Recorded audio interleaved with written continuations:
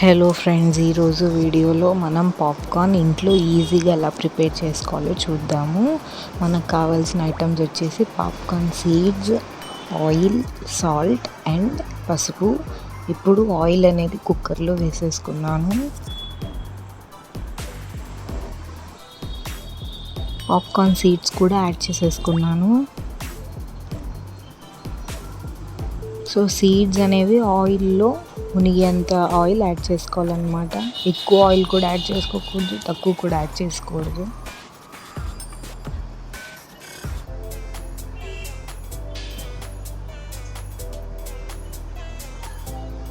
So salt కూడా మన టేస్ట్కి తగినంత సాల్ట్ యాడ్ చేసేసుకుంటున్నాను. కొంతమంది సాల్టీగా తింటారు, వాళ్ళు కొంచెం సాల్ట్ ఎక్కువ వేసుకోవచ్చు. ఇప్పుడు పసుపు కూడా యాడ్ చేసేసుకుంటున్నాను. ఈ విధంగా స్పూన్తో మనం వేసినవన్నీ కలిపేసుకోవాలన్నమాట, మిక్స్ చేసేసుకోవాలి. సాల్ట్, పసుపు అనేది పాప్కార్న్ సీడ్స్కి బాగా తగిలేలాగా కలుపుకొని ఒక 2 to 3 minutes ఆయిల్ అనేది హీట్ అయ్యి పాప్కార్న్ సీడ్స్ పగిలి పాప్కార్న్ రెడీ అయ్యేంత వరకు మనం చూడాలన్నమాట. ఆయిల్ అనేది హీట్ అవుతుంది చూడండి. సో కింద అది పాప్కార్న్ సీడ్స్ మాడిపోయి అంటుకోకుండా స్పూన్తో ఈ విధంగా స్లోగా కలుపుకుంటూ ఉండాలి. ఆయిల్ హీట్ అయిన తర్వాత పాప్కార్న్ అనేది ఒక్కొక్కటిగా పగిలి రెడీ అవుతుంది చూడండి. ఇలా అవుతున్నప్పుడు మనం వెంటనే క్యాప్ అనేది పెట్టుకోవాలి, కుక్కర్ క్యాప్.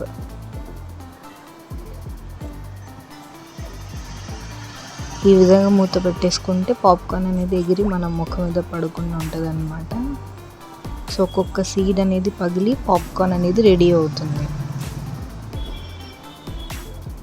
మొత్తం పాప్కార్న్ రెడీ అయినంత వరకు మనం మూత తీయకూడదు.